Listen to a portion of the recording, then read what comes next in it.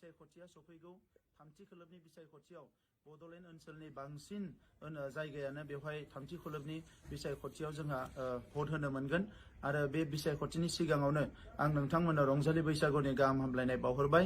नैबे बिसायख'थिया सोरबा मोनसे राजखान्थि हान्जानि थाखाय बियो पावार लानायनि बिसायख'थि, बियो फैसा खामायनायनि बिसायख'थि जानो हानाय, नाथाय UPPL दोलोनि थाखाय नैबे बिसायख'थिया जोंनि हा हु रैखाथिनि मोनसे बिसायख'थि, जोंनि माहारि रैखाथिनि मोनसे बिसायख'थि आरो जोंनि माहारिया फैबाय थानाय समाव सोरगिदिं जौगानांगौ, बुहुमाव मोनसे गेरेमसा हारि महरै दाजानांगौनि थाखाय मोनसे बिसायख'थि।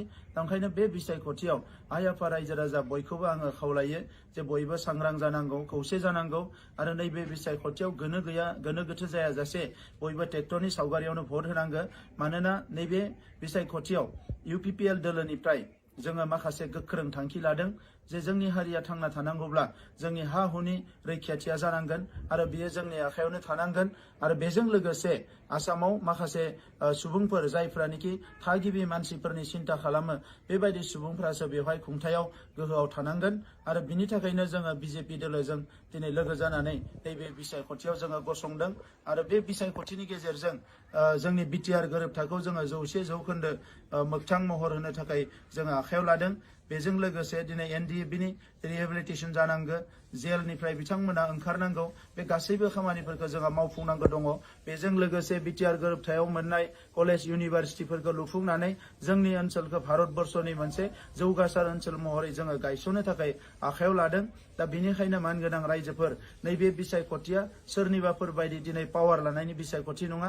बे बिसायख'थियाव जोङो UPPLनि साफ्रोमबो बिजाथिखौ देरहाहोनानै आसाम बिधान सभायाव आसाम एसेम्ब्लियाव दैथायहरनानै जोंनि हारिनि रैखाथि, जोंनि हारि जौगानायनि थाखाय जोङो खामानि मावहोनांगोन। थांनाय समाव जोङो MLA फोर नुदों, मन्थ्रिफोर नुदों, बिथांमोना खेबब्रै खेबबा MLA मन्थ्रि देरहानानै आसाम एसेम्ब्लियाव मालाबाबो हारिनि थाखाय जेबो खोथा बुङा, ओनसोलनि थाखाय जेबो खोथा बुङा। जोङो मालायजों सोबख'जानाय, थगायजानाय, नासयजानाय समावबो बिथांमोना मेगन मिसिबनानै सिरियै थायो। दा नैबे समाव जोङो BTR आव दिनै UPPLनि सरकार दङ। आइ आफा रायजो राजाखौ सिबिनो थाखाय बे सरकारा गोख्रों खामानि मावगोन फैगौ 5 बोसोराव।